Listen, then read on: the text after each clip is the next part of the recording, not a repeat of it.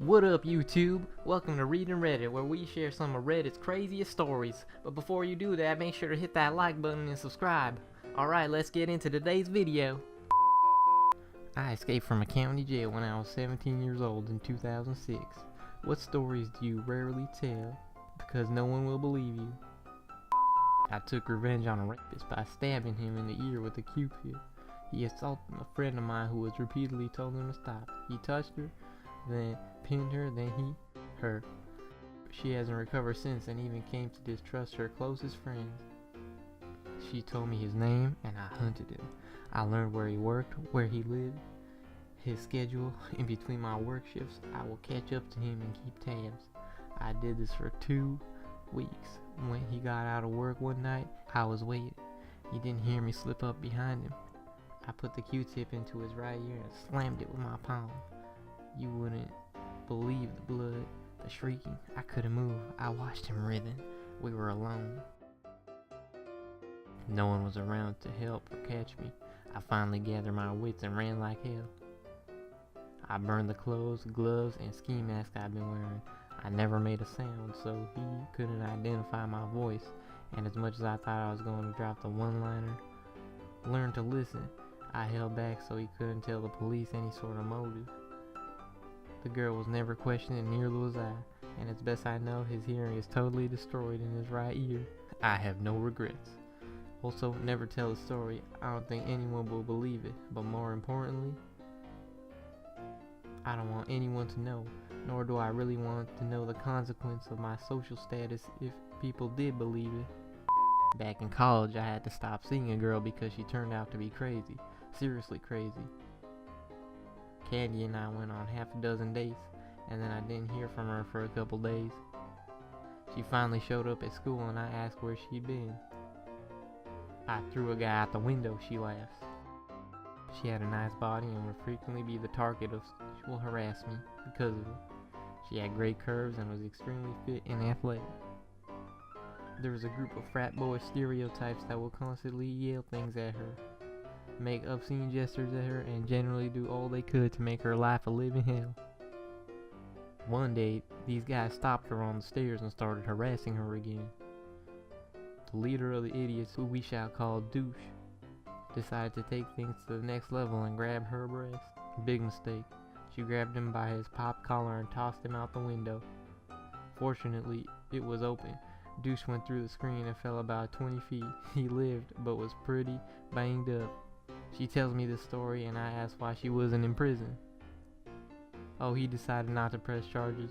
Douche hated her because they used to date and had gone through a bad breakup. However, he was afraid to press charges against her because she had their last lovemaking session on video. Why is he so afraid of his friends seeing him having sex? I asked, it's not like they don't know. You used to date. She laughs, well, you know what pegging is? What's pegging? Can't Google at work. It's where the girl wears a strap on and smashes the husband's box from behind. Oh god, that's crazy. I went to college at Belmont University in Nashville from 1999 until 2002. While I was there, I worked for record labels, as did a lot of my friends who were all in the music business program. Well, one buddy worked for a label called Red Hill Records as an intern and gopher indentured servant. So on occasion we would go to events and meet industry people and artists. As this was a small label, they had an artist that we became friends with named Katie Hudson, who was a singer-songwriter and about 17 years old. We hung out all the time since we were just 18 ourselves and had nothing to do but study and bum around coffee shops. As our friendship developed, my roommate developed a huge crush on her. She never seemed to reciprocate the feeling, so I asked her what was wrong with him. You know, trying to be a good friend, and she revealed that she liked me instead of him. So since I wanted to be a good friend, I had to turn her down because of his feelings for her. That girl went on to be Katy Perry. You know it. You gave up Katy Perry for friendship? It's like I don't even know my own gender anymore. I was young, and really, really stupid. Mostly stupid. God damn it. that my father was arrested for stealing $100K worth of Hershey Kisses, and during his time in jail I found out that he was not my biological father. My biological father owned a chain of restaurants that I frequented as a kid and teenager. I found all this out a few weeks after my 18th birthday. That must have been for an awkward conversation with the rest of the inmates. What are you in for? Stealing kisses?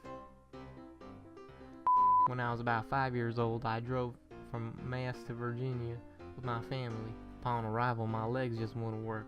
Eventually, my parents took me to the hospital.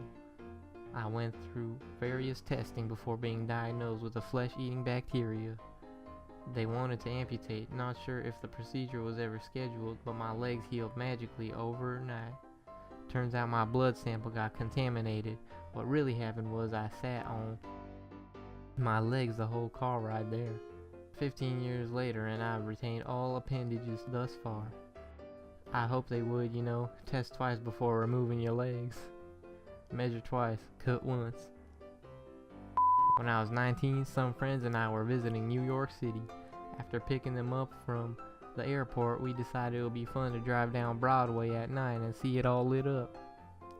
It was fun. We got some good pictures from the car, and around 8:30 we decided to drive home, going northbound on the West Henny Hudson.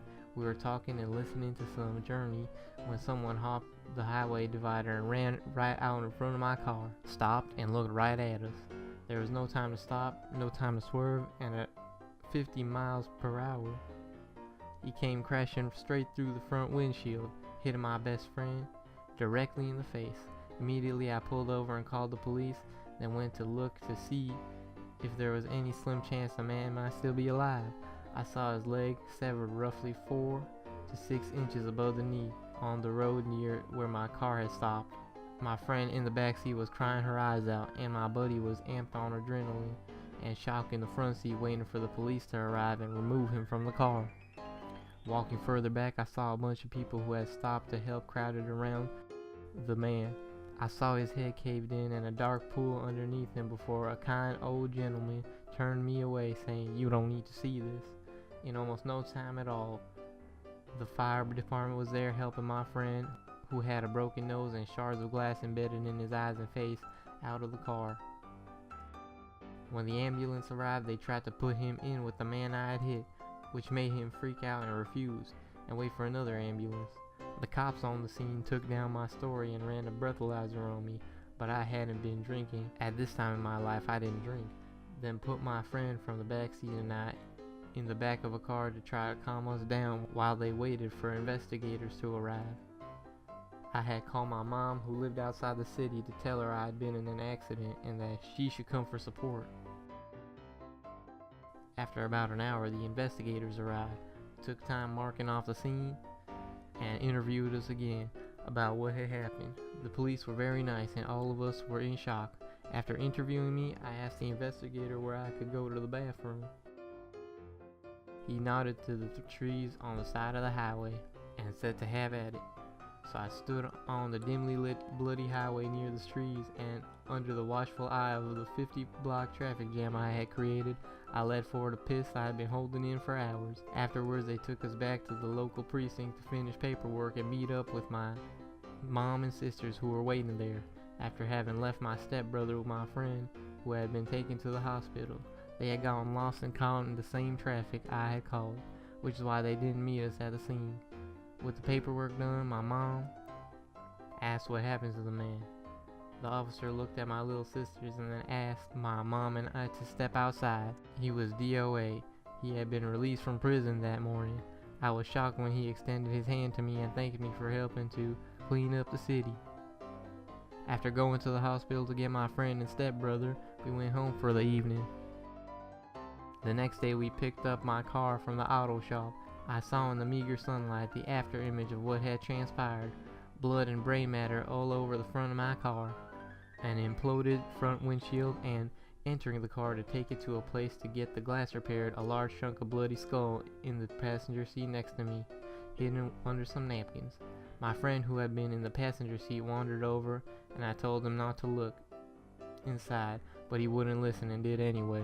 I think that is when the reality of what had happened sunk in for him, because his eyes grew large and he turned around silently to go sit in my mom's car. The entire experience was completely surreal, especially during the drive to get the windshield repaired. When alone, I drove the car to the shop, the wind whistling through the broken glass. TLDR, friends and I were visiting New York. Man committed suicide on my best friend's face. I pissed in front of half the city, was thanked by an officer for killing the parolee, and drove a car full of brain matter through the streets for the next day. That's quite the story. Well, those stories sure were unbelievable. Do you guys have any unbelievable true stories? Share them in the comments below, and don't forget to like, subscribe, and share with your friends and family and anybody you know. Bye!